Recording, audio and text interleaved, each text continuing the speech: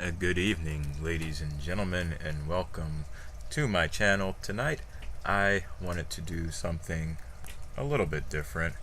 I would like to talk about World War One, and talk about it I shall through the playing of this awesome video one, and then also just reading about it from the History Channel, because who doesn't love reading a little bit about history? I'm sure that this video will probably be off target of what I read, but yeah, I just thought I would kind of read about it and see where we go. So tomorrow is an important date. Tomorrow is November 11th, and it will mark the 100th year of the Armistice, which was sort of the peace agreement, which came before the Treaty of Versailles. The Treaty of Versailles would actually be signed the year after. And World War One was called many things. The Great War. It was also called the War to End All Wars. And many thought that the Treaty of Versailles would ensure that, but instead it didn't. But let's get into exactly what happened, because this is already getting ahead of me. So, World War One began in 1914. After the assassination of Archduke Franz Ferdinand, not the group that sings "Take Me Out," obviously, even though that song somehow closely relates to the assassination. And the war lasted until 1918, so a 4-year war. During the conflict, Germany, Austria-Hungary, Bulgaria, and the Ottoman Empire, who were known as the Central Powers, fought against Great Britain, France, Russia, Italy, Romania, Japan, and the United States, known as the Allied Powers. Thanks to new military technologies and the horrors of trench warfare, World War I saw unprecedented levels of carnage and destruction.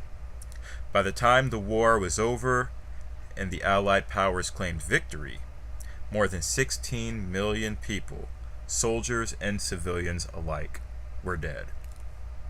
Now we're going to talk a bit about Franz Ferdinand, as again, this is going to go way ahead of where I am, but it's nice graphics to have in the background. So who was Franz Ferdinand? Let's talk about that. He was an archduke. Tensions had been brewing throughout Europe, especially in the troubled Balkan region of Southeast Europe, for years before World War I actually broke out.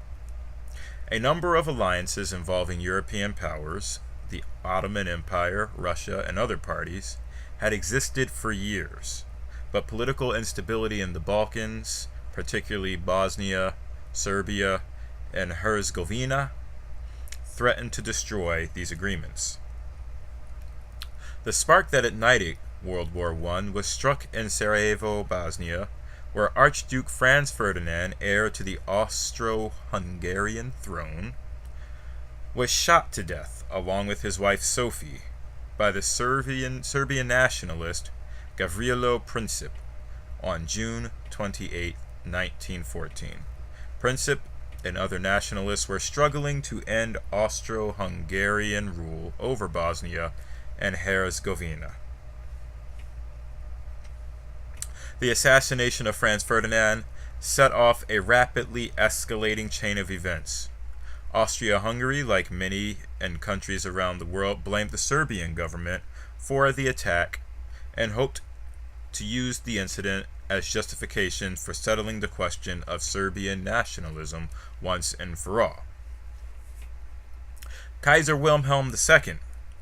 Because mighty Russia supported Serbia, Austria-Hungary waited to declare war until its leaders received assurance from German leader Kaiser Wilhelm II that Germany would support their cause.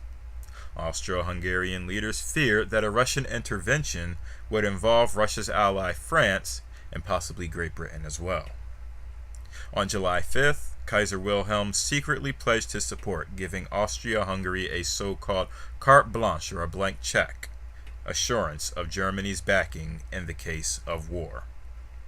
The dual monarchy of Austria and Hungary then sent an ultimatum to Serbia, with such harsh terms as to make it almost impossible to accept. thus beginning World War I. Convinced that Austria-Hungary was readying for war, the Serbian government ordered the Serbian army to mobilize and appealed to Russia for assistance.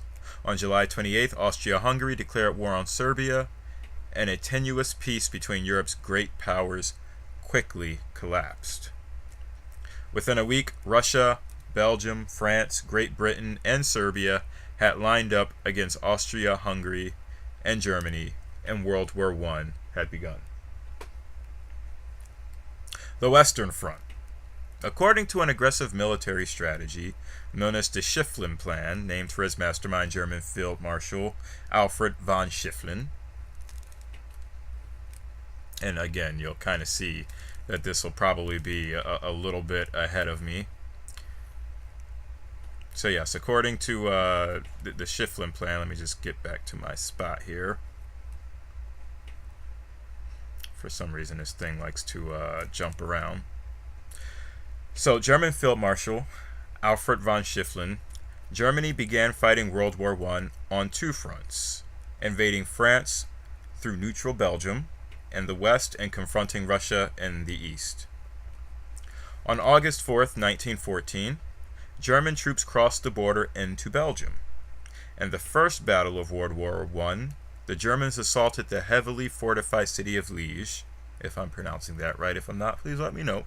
Using the most powerful weapons in their arsenal, enormous siege cannons. To capture the city by August 15th, leaving death and destruction in their wake, including the shooting of civilians and the execution of a Belgian priest, whom they accused of inciting civilian resistance. The Germans advanced through Belgium toward France. And we have the First Battle of Marne, and I hope I'm pronouncing that right as well. In the First Battle of Marne, fought from September 6th through 9th of 1914, French and British forces confronted the invading German army, which had by then penetrated deep into northeastern France, within 30 miles of Paris. The Allied troops checked the German advance and mounted a successful counterattack, driving the Germans back to north of the Eisen River. Again, it's so hard to pronounce some of these names and these terms, but I do find it interesting that that France just never seemed to be really that well protected or guarded. Like in World War I or World War II, the Germans just seemed to be able to pretty much just push straight through into French territory. The defeat meant the end of German plans for a quick victory in France. Both sides dug into trenches, and the Western Front was the setting for a hellish war of attrition that would last more than 3 years. Particularly long and costly battles in this campaign. I'm sorry, I'll get back to my spot here.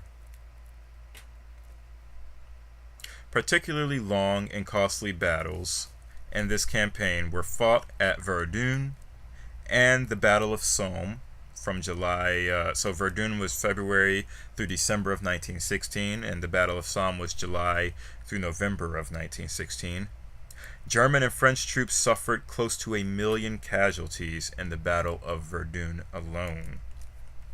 The bloodshed on the battlefields of the Western Front were pretty crazy.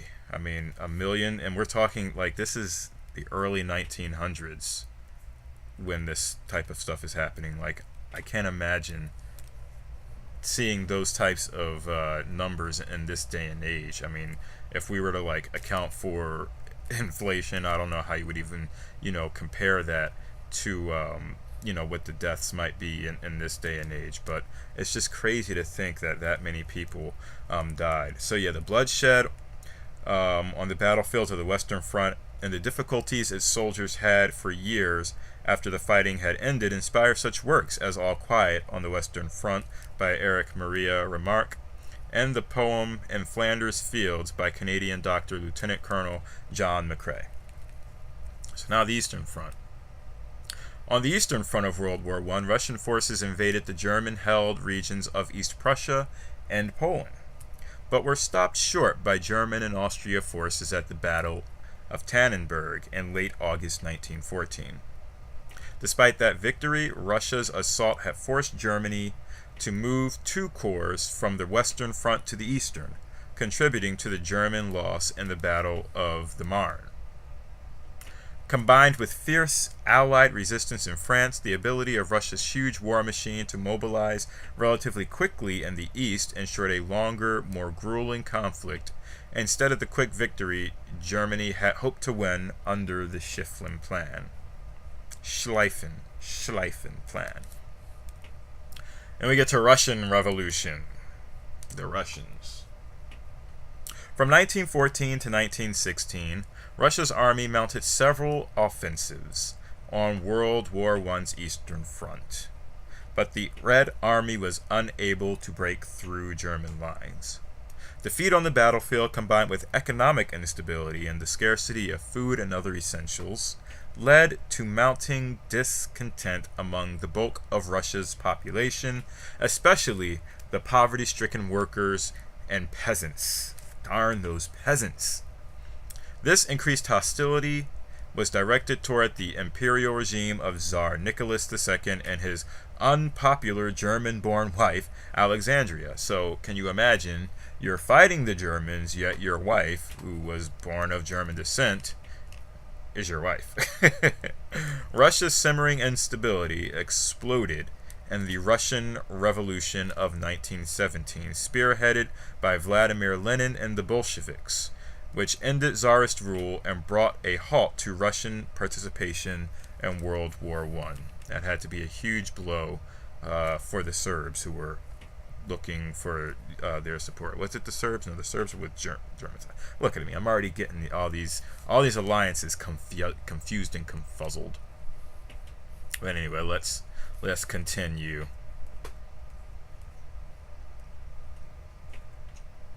Russia reached an armistice with the Central Powers in early December of 1917, freeing German troops to face the remaining Allies on the Western Front.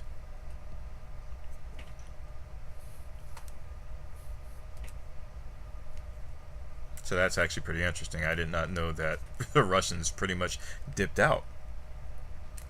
Then we get the Americans. So America enters World War I. I like these maps. At the outbreak of fighting in 1914, the United States remained on the sidelines of World War I, adopting the policy of neutrality favored by President Woodrow Wilson, while continuing to engage in commerce and shipping with European countries on both sides of the conflict.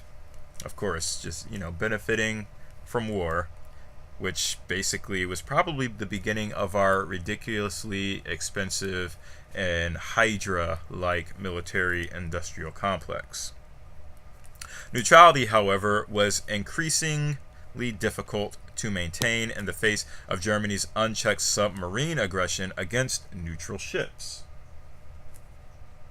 including those carrying passengers. In 1915, Germany declared the waters surrounding the British Isles to be a war zone, and German U-boats sunk several commercial and passenger vessels, including some U.S. ships. Widespread protest over the sinking by U-boat of the British ocean liner Lusitania, traveling from New York to Liverpool, England, with hundreds of American passengers on board in May 1915, helped turn the tide of the American public opinion against Germany. In February 1917, Congress passed a $250 million arms appropriations bill intended to make the United States ready for war. Germany then went on to sink 4 more U.S. merchant ships the following month, and on April 2nd, Woodrow Wilson appeared before Congress and called for a declaration of war against Germany. And this actually might be kind of talking about that. I might be caught up. Then we have this thing called the Gallipoli Campaign, something else that I never learned about in school.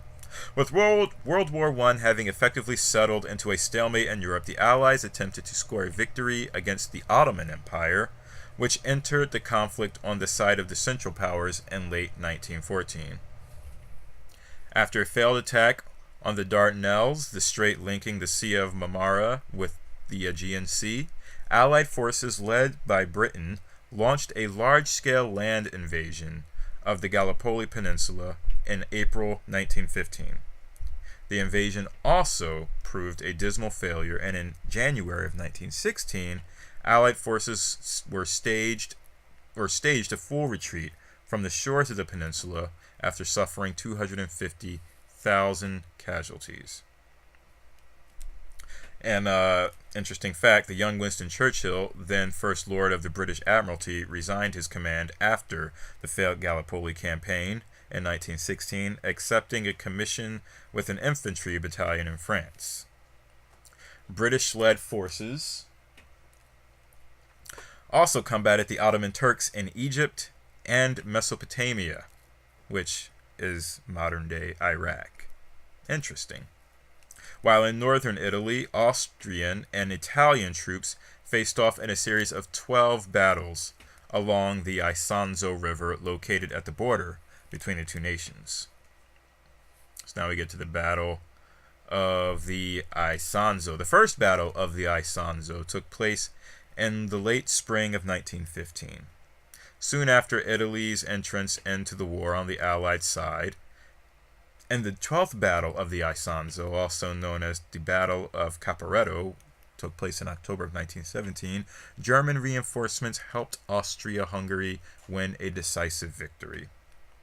After Caporetto, Italy's allies jumped in to offer increased assistance. British and French and later American troops arrived in the region, and the Allies began to take back the Italian front. And now we talk about World War I at sea. And I think this is an important part because I believe this was like the first time in the history of warfare that there was major combat at sea. So in the years before World War I, the superiority of Britain's Royal Navy was unchallenged by any other nation's fleet, but the Imperial German Navy had made substantial strides in closing the gap between the two naval powers. Germany's strength on the high seas was also aided by its lethal fleet of U-boat submarines. After the Battle of Dogger Bank in January 1915, in which the British mounted a surprise attack on German ships in the North Sea, the German Navy chose not to confront Britain's mighty Royal Navy in a major battle for more than a year, preferring to rest the bulk of its naval strategy on its U-boats. Basically, they chose deception. The biggest naval engagement of World War I, the Battle of Jutland, which occurred in May of 1916, left British naval superiority on the North Sea intact, and Germany would make no further attempts to break an Allied naval blockade for the remainder of the year, or really for the remainder of the war. The Second Battle of Marne, with Germany able to build up its strength on the Western Front. After the armistice with Russia, Allied troops struggled to hold off another German offensive until promised reinforcements from the United States were able to arrive. I have to say, this Russian armistice, I mean, that German wife of that guy, whatever his name was, Tsar Nicholas, really paid off for the Germans at the end of the day, because it got Russia right out of that. On July 15th, 1918, German troops launched what would become the last German offensive of the war, attacking French forces, who were joined by 85,000 American troops, as well as some of the British Expeditionary Force, in the Second Battle of the Marne. The Allies successfully pushed back the German offensive and launched their own counteroffensive just 3 days later. After suffering massive casualties, Germany was forced to call off a planned offensive further north, and the Flanders region stretching between France and Belgium, which was envisioned as Germany's best hope of victory. The Second Battle of the Marne turned the tide of war decisively towards the Allies, who were able to regain much of France and Belgium in the months that followed. Hey, we really didn't even talk about the planes. They didn't say anything about air warfare in this. But I think this was like the first time that planes were really actually used in a war as well. So, toward Armistice, by the fall of 1918, the Central Powers were unraveling on all fronts. Despite the Turkish victory at Gallipoli, later defeats by invading forces, and an Arab revolt had combined to destroy the Ottoman economy and devastate its land, and the Turks signed a treaty with the Allies in late October of 1918. Austria-Hungary, dissolving from within due to growing nationalist movements among its diverse population, reached an armistice on November 4. Facing dwindling resources on the battlefield, discontent on the home front, and the surrender of its allies, Germany, who probably wanted nothing to do with this in the first place, was finally forced to seek an armistice on November 11, 1918, ending World War I. And that, of course, is why I'm doing this whole video, which I still, this whole video, I'm reading this from history.com, and I still don't think that this gives us a full view of all that happened in the war. But let's pause it right there. I just like that, so we'll just pause it there, because I like that. I don't even know what's happening there. So, the Treaty of Versailles. At the Paris Peace Conference in 1918, Allied leaders would state the desire to build a post-war world that would safeguard itself against future conflicts of such devastating scale. Some hopeful participants had even begun calling World War I the war to end all wars, but the Treaty of Versailles, signed on June 28, 1919, which I'm sure will have a 100-year celebration of that next year, would not achieve that lofty goal. Saddled with war guilt, heavy reparations, and denied entrance into the League of Nations, Germany felt tricked into signing the treaty, having believed any peace would be a peace without victory, as put forward by Wilson in his famous 14-point speech of January 1918. As the years passed, hatred of the Versailles Treaty and its authors settled into a smoldering resentment in Germany that would 2 decades later be counted among the causes of the Second Great War, World War II. So let's talk about some of the legacies of World War I. This is some of the crazy stuff. World War I took the lives of more than 9 million soldiers. 21 million more were wounded. Civilian casualties caused indirectly by the war numbered close to 10 million. The 2 nations most affected were Germany and France, each of which sent some 80% of their male populations between the ages of 15 and 49 into battle. It's just crazy to me. 80%. The political disruption surrounding World War I also contributed to the fall of 4 venerable imperial dynasties: Germany, Austria-Hungary, Russia, of course, and Turkey via the Ottoman Empire. World War I brought about massive social upheaval as millions of women entered the workforce to support men who went to war and to replace those who never came back. The First Global War also helped to spread one of the world's deadliest global pandemics, the Spanish flu epidemic of 1918, which killed an estimated 20 to 50 million people. World War I has also been referred to as the first modern war. Many of the technologies we now associate with modern military conflicts, such as machine guns, tanks, aerial combat, and radio communications, were introduced on a massive scale during World War I. The severe effects that chemical weapons such as mustard gas and phosgene had on soldiers and civilians during World War I galvanized public and military attitudes against their continued use, which is crazy to me because, okay, you're against chemical weapons, but it's okay to use other weapons. It's okay to still kill human beings. It's just not okay to do it by use of chemicals, which is crazy to me. The Geneva Convention agreements signed in 1925 restricted the use of chemical and biological agents in warfare and remains in effect today. Again, just crazy to me because it's like, why not just ban all forms of weaponry with this? But anyway, that's all that this basically gave me on the history of World War I. I would love to know what you all think about World War I. I love a lot of this history stuff. It just, I like reading about stuff like this, so I thought it'd be cool to read about it for my video for today and see what everybody else thought. But yeah, just I didn't realize that many people actually died were killed and then impacted. I had no idea about the Spanish flu. So many things to learn. But anyway, let's hope that we never see wars like this again. I know a lot of people are talking about World War III impending with some of our leaders that are in place now, and it seems like every country is just going more right wing or more nationalist in a way, and that causes us to be separate. But I feel like we're all so connected in this world. Though we might all have our differences, I just don't see us ever getting to a scale where our differences will lead to us not being able to communicate on a level where we can, not avoid a war. Let's never let things like this happen again. Let's always, at the end of the day, respect each other and communicate and use our words and not our fists. Anyway, that's all I've got for you all today. This was a huge 26-minute video about World War I. My heart and gratitude goes out to those people who fought for us over 100 years ago. Which, when I look at it, World War I seemed like, I'm not going to say it was meaningless. I'm sure it meant something to people who were trying to gain their freedom and independence.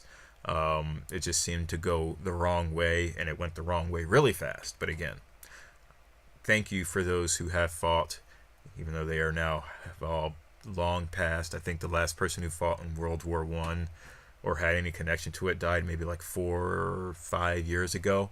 But still, I thank all those people who fight for freedom and who understand that they're fighting for freedom, and those who continue to fight for us, whether it be by force, but preferably without force. Those who continue to fight for freedom, justice, and equality all around the world. I thank you. And I will see you all tomorrow. Peace out, and have a wonderful